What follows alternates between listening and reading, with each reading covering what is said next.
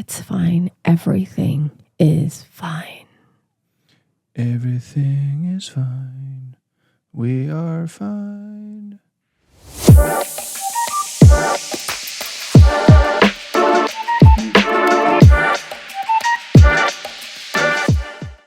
Hey, welcome to another episode of the Matt and Fiona Show. Thank you so much for joining us. As always, go ahead and Like, share, subscribe. Like, share, subscribe, hit the little bell. You'll get notifications, all that fun stuff. And it'll help you. It'll help us. Everybody will be happy because that's what we're looking for. Global happiness. Okay. There you have it. That's not the show. It's not the show. It's not the show. Although, no, I'm kidding. All right. Today we are going to get into an interesting perspective, maybe. Something that I think has been talked about before. Not by us, but It's probably been weaved and intertwined into stuff we've talked about. Yes, the end result will.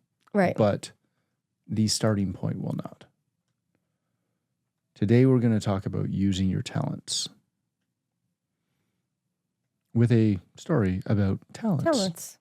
Like legit, like a Bible story about talents. All right. So we're going to start off this one with a quick overview of the parable of the talents from Matthew 25.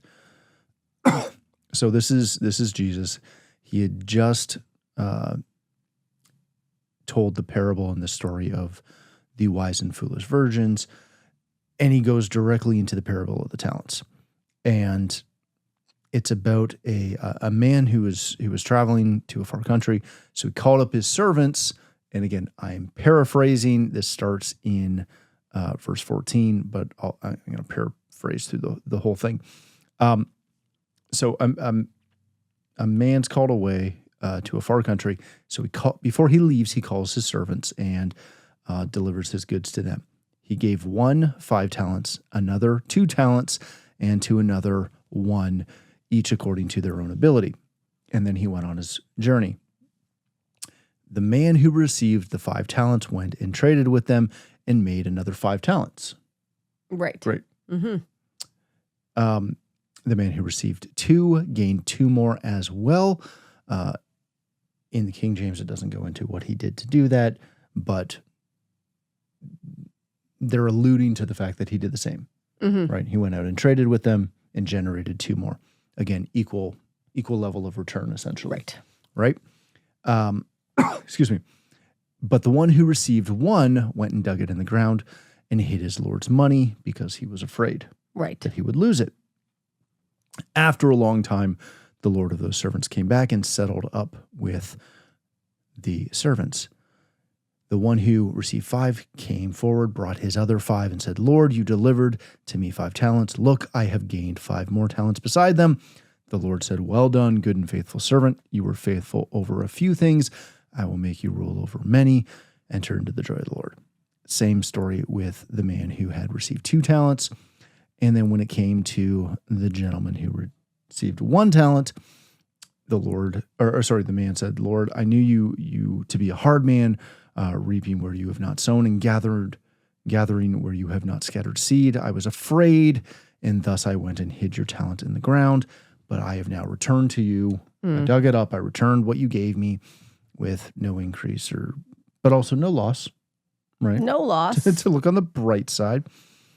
But the Lord answered and said to him, you wicked and lazy servant, you knew that I reap where I have not sown and gather where I have not scattered my seed. So you ought to have deposited my money with the bankers, and at the very least, I would have received back my own with interest. Therefore, take the talent from him and give it to the man who has 10, for to everyone who has, more will be given, and he will have abundance. So we've heard that multiple times, right? Right. It's a fairly well-known parable in church. The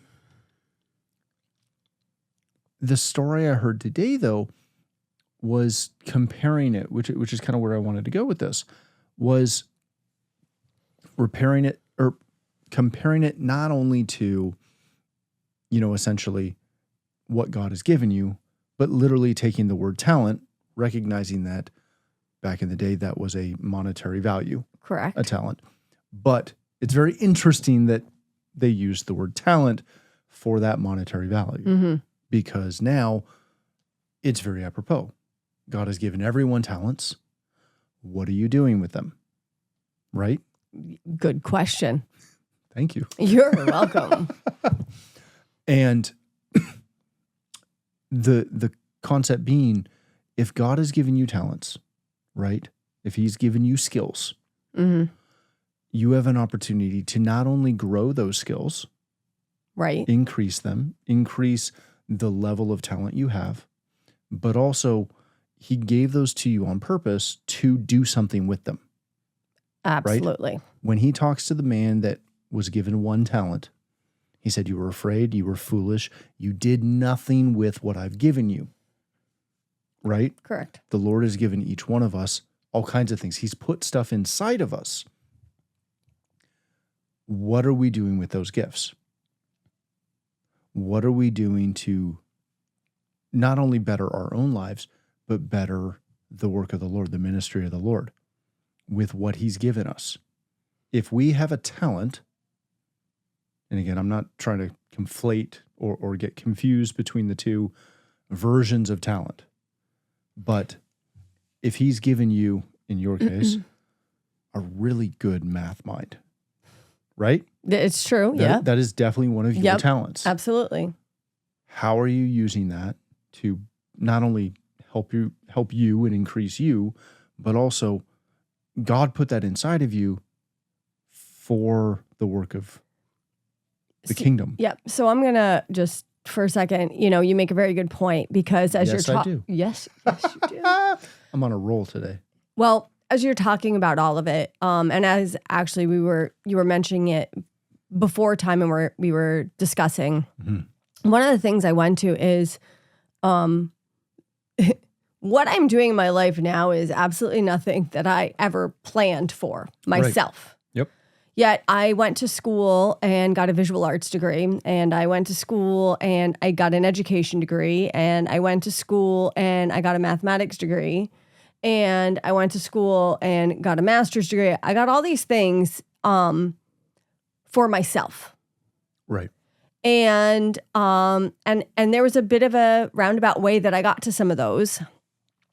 And now I am using all of those skills that I had, not for what I thought what I intended to use them for, but I am using each and every one of those skills in the kingdom in one way, shape, or form. And I do look back on it and think to myself that it's funny because you say I have a math brain and people think I'm crazy, but I do. I love math and I love numbers. You do great with numbers. And a lot of people think if you're not a numbers person, many people think that is strange. No comment. No comment. Thank you. My children, as we're getting into math and they're learning new topics as we homeschool, I was like, oh, this is so exciting. Oh, man. And they just kind of stare at me. And they're great at math. They do very well at math, but they look like at this. Yeah. Yes. Like, Mom, I don't know what you're talking about, but I mean, come on. But I get excited about it. And I've been able to use that for our church, for us personally. And it's been a real benefit. And when you look at it, and the other thing about it is I've had to kind of switch my brain and look at it and be like, thank you, God, for putting that inside of me. Because he put it inside of me for a reason, whether I knew it or not. And, you always wonder, well, maybe you don't. But some people might wonder, well, how are you going to use math in the kingdom? Oh, there are plenty of ways, let me tell you. But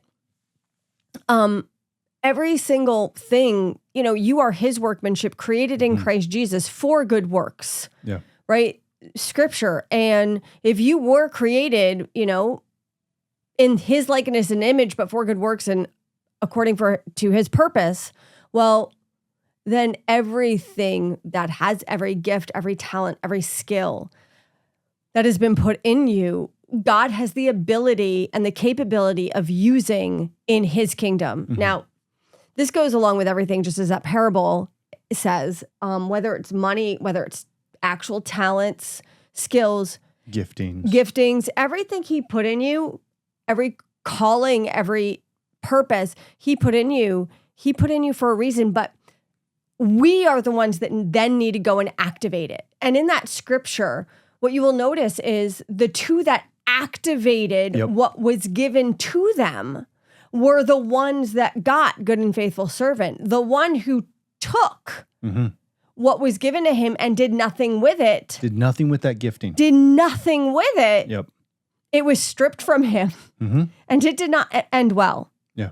But the thing about it is you have gifts inside of you. You have talents inside of you. You have skills on so many levels, whether you realize it or not. And if you're not sure what they are, cry out to God and be like, all right, Lord, what did you give me that I can use?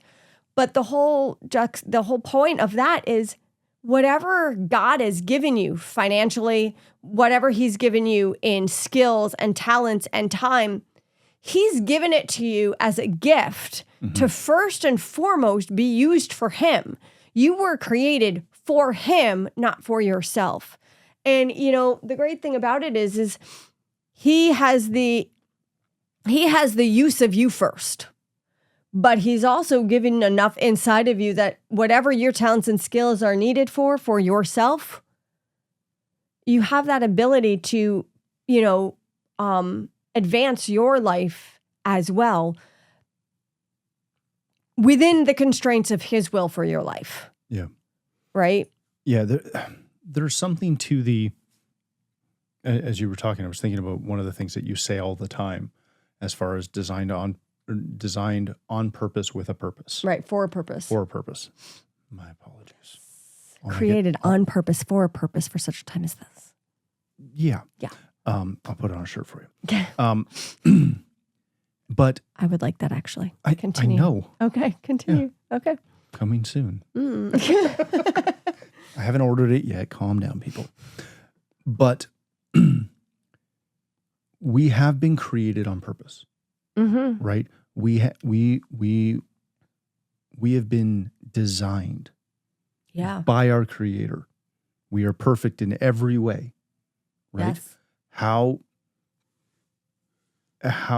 we are made, the gifts and talents we have. It's not by chance. No. It's not, you don't have a math brain, but you were supposed to have a physics brain, right? Like, that's not a thing.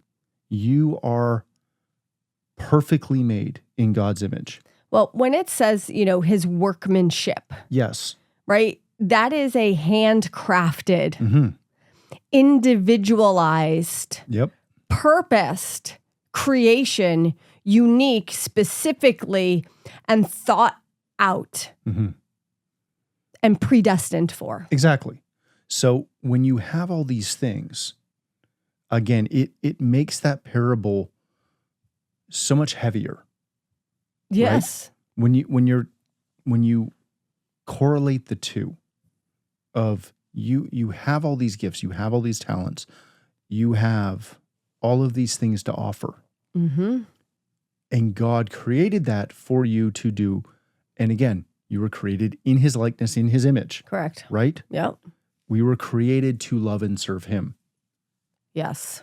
So if you've got all these things and you're looking at it and going, okay, I'm not sure how to apply that. How do I apply that? Right. How do I take this, whatever it is that you have, this gifting that you have, how do you use it? If you don't know, you have an opportunity to seek to figure it out. Absolutely. Because what that parable tells us is the first two guys, again, put some action in, put some work in. They took ownership of it, with it and said, hey, we were given this. Right.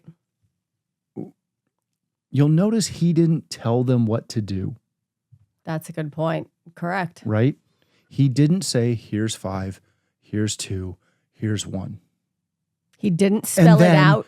I want you to do this, and I want you to do this, and I want you to do that. He said, here you go. Boop, boop, boop. Take it and go. Some of you will get that. Most of you won't. Take it and go. Okay. Oh, gosh, that's awesome. If you got it, let me know. We can be in a little group together. Woo. You know it because I say it. You don't know where it comes from.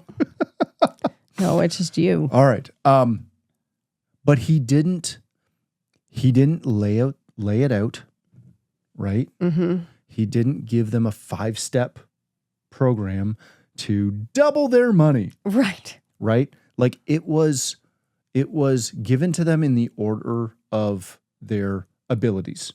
Right? Mm-hmm. So he knew what they could do, what their level was. He didn't give the one who buried it in the ground, he didn't give him 10. Right. And said, I know this guy ain't going to do anything. He gave them all an opportunity.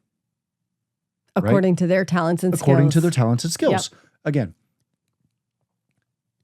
it's not, it was equal opportunity. Mm-hmm. Right? 2 of them knew that they had an opportunity to do something great. Right. And they took that and again, went and doubled their money. When you recognize that God has put things inside of you and has given you gifts and talents and skills, you have an opportunity to, again, level those up and use them for good, right? If I pick on myself for a second, I know you're ready to jump. Give me 2 seconds. Okay. 1, 2, go. No. Okay. Noah's not here, so he can't tell us that. Yeah, true. Don't tell a 6-year-old 2 seconds because they will literally count it out. They stand there, count it out. Yep. Mm-hmm. Take me, for example. I'm very good with technology. Right. But we were talking the other day about the versions of Photoshop that we started with. Oh, wow, yeah. Right? I'm a version 3 kid. I think you were also a 3. Mm-hmm. Just at different places. Story for another day. If I had taken that skill set and stopped at version 3, we are 25 years, 24 years since that was a current version. Right. Right? So if I took my skill set and used the tech side, the design side, however you want to use it, I'm using the Photoshop example because it's very effective in this case. If I had taken that and again, buried it and stayed current on version 3. Right. Awesome. Great. I'm great at Photoshop version 3. I can take an object and cut it and twist it. Yeah. Yay. Maybe layer. Versus version 26, which I think is the current one. Okay. Mine just updated. I don't remember. Got it. Okay. Because I'm at like 25. Yeah. I think I haven't it's 26.5. Anyways. Okay. And by tomorrow it'll be 26.7 because that's what they're doing. There's so much more in that. Oh. I can do so much more with it. Yes. It has machine learning. It has AI. It has all kinds of things. It is wild what you can do with that version. I've leveled up. Right. Right. I've increased my skill set so that, again, as the software is progressing, I'm progressing. So here's the thing that I'm going to say to that. Yeah. Every single time it upgrades or updates, there's new learning required and more action required on your part. Exactly. And it's easy to stay back. I could have taken that gifting. Yeah. And I could have kept it at version 3 buried. Right. Right? Oh, I'm still good at it. And be blown out of the water by someone who's current. Correct. Like yourself. Almost. But the Bible's the same way, right? Like that's one of the things I love so much about this parable is it's the constant improvement. Right. And when you improve, you have something new to work with and start with. You have something new, but in the story, the master was impressed. You made him happy. You proved that his faith in you was validated. Right. Right? If you were the man who was given 5, the master would have been highly disappointed. If the man, he looked at it and went, that guy's got a gifting. Right. I'm going to give him 5 because he's got a gifting. I can see it. He's worked with me for a while. He's come a long way. He's got a gifting. I got to go. I'm going to give him 5. I'm going to give him the most control. Right. And then he comes back. What if he came back and the man with 5 did nothing? He buried it because all of a sudden he was nervous. Or he was complacent. What if he buried it because he was complacent? He wasn't scared. He just, Master, trust me. He gave me 5. I'm the top of the heap. I'm already there. I got more than everybody else. I'm gonna put it in this safe over here. Keep it safe. Because I got a lot. I got a lot to lose. Right. Right? Oof. And, what if the man he was given 1? What if he tripled it? Not just double, but he tripled. Right. Again, he didn't. That's not how the story goes. But right. Because the first 2 men had the trust and the belief of their master, they leveraged that to do something great. Right? Yeah. And thus were rewarded and applauded. And the master came back. Like, I've had employees. Right? Yes. I have employees. I have people that work under me in ministry helps, but we're picking on employees today, so none of everybody else gets upset. See the way I walked that one back? Wasn't even going to point it out. Nope, I was. You did. You'll make people think, maybe, if they got this far. When you trust an employee and you give them some freedom and you give them a little bit more rope, when they surprise you because they exceeded what you expected. Yes. Right? Whether it's ownership, whether it's however you want to phrase that, whatever buzzword you want to use for that, fine. Right. But when you give them something, and if we're on a job and I say, hey, I need you to rip out that floor by the time I get back. Right? There's 3 of you. You're in charge. Rip the floor. I got to go check on 2 other jobs. By the time I'm back, I need that floor ripped. If I get a call at lunch, hey, Matt, we got the floor's out. Right. And I come back and the floor is not only out, but it's clean. And I don't have to get down on my hands and knees and pull staples. Right. Or chip mortar or whatever it is. Right. Man, I'm impressed. Right. Because in my mind, I gave them this and they did it. They shortened it or they got more done. Or however you want to look at it, right? They accomplished more. Right. Yeah, in the same amount of time. If it's, hey, we need to frame that wall. I'm on the other side of the building and I come back and it's done. Right. When I expected them to be halfway. Right. It's like, oh my gosh, you guys are awesome. Thank you. You guys are hustling today. Then I give them more. I trust them more. You give them more I responsibility. Utilize them more. I pull even more. They have greater opportunity. When we're serving God and when we're doing things for God and when we're doing things to share Him and again, not everybody's called to preach, but when we're sharing our Jesus with other people, right? When we're working in the church, when we exceed expectations, when we use our gifts and talents to further the gospel, right? You can't tell me that Jesus is not up there going, that's my guy. And this is what I'm going to, just to that point, what I'm going to add is everybody's gifts and talents is different. 100%. And you can never look at somebody else and be like, man, look at them. Like they're awesome and they're doing all this stuff. Who am I? Right. And because that becomes very easily to have that comparison. It's not a comparison thing. And that's what I'm saying. Everybody's talent, skills, and ability are different. And you can't look at it as somebody else is accomplishing more because they have a bigger platform. Right. Or whatever. Yep. But whatever God put inside of you, he has a very unique and special gift for you. And when you could almost, I don't want to say prove yourself, but take the starting point of that gift and put it into place and you're able to double it, there are other gifts that come out of it from there. Oh, yeah. And, I remember just real quick, when I first got back to church, and I was in my early mid 20s, I think at that point.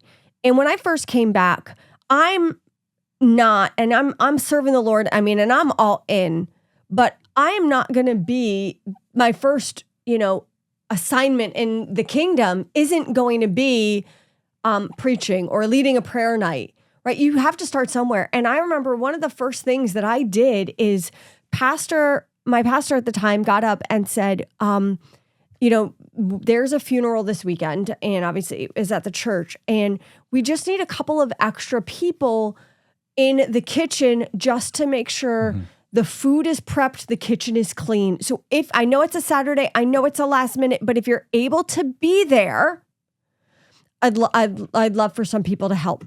So the first thing I did, I'm in. And you know what I had to do?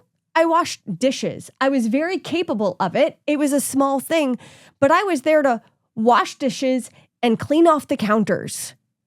Simple, but required. And from there, we would have a fellowship event. Yeah.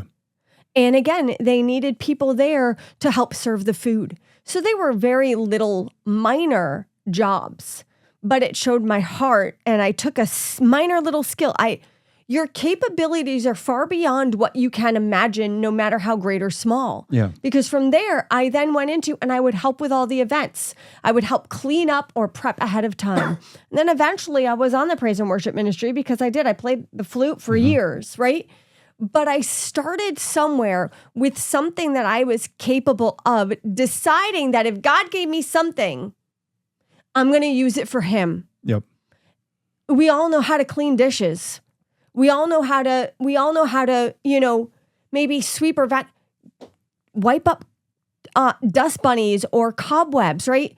All those little things. But you're not going to start on a platform. Yeah. I know a lot of people aren't even going to get to a platform, so that shouldn't even be a goal to begin with. But start with what you have. And when you use it and do something for the kingdom, he can further you from there and more and more. Now, the other thing that I'm just going to say real quick, and then you can finish up and go. But the other thing, and this is just a perspective of a mom. As a mother. God also put gifts and skills and talents in your kids that they're going to use for the kingdom. Yep. Sometimes it's small. Like sometimes it starts when they're younger. Right. But sometimes some of those skills and talents and abilities, they're not going to be utilized or come to fruition until they're a little bit older. But that is the importance about praying for your kids, asking Jesus about your kids, having that anointing so that you can see within your kids those gifts and those talents of who God created that child to be, because God created that child for him, not for you. He just gave you the opportunity to be able to raise his children. Yeah. No, that's a great point. I'll circle back for a second because, again, you made a fantastic point talking about it's not about equality. No. Right? And in the parable, he made that clear. Jesus made that clear, right? The man who had 5 came back with 10. So he doubled, but he came back with 5 extra, 5 additional. Yep. The man who was given 2 came back with 4. Again, he doubled, but he only came back with 2. So it's not about equal giftings or equal, outward displays, right? The way God views things is completely different than the way we view it. Exactly. The other thing I wanted to say, though, was I pulled it up in the New Living because sometimes it's fun. He says something in the New Living that I think dovetails all of these together, right?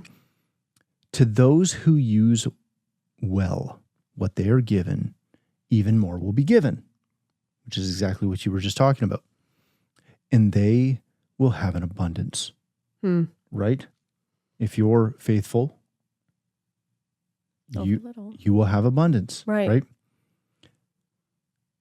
But from those who do nothing, even what little they have will be taken away. And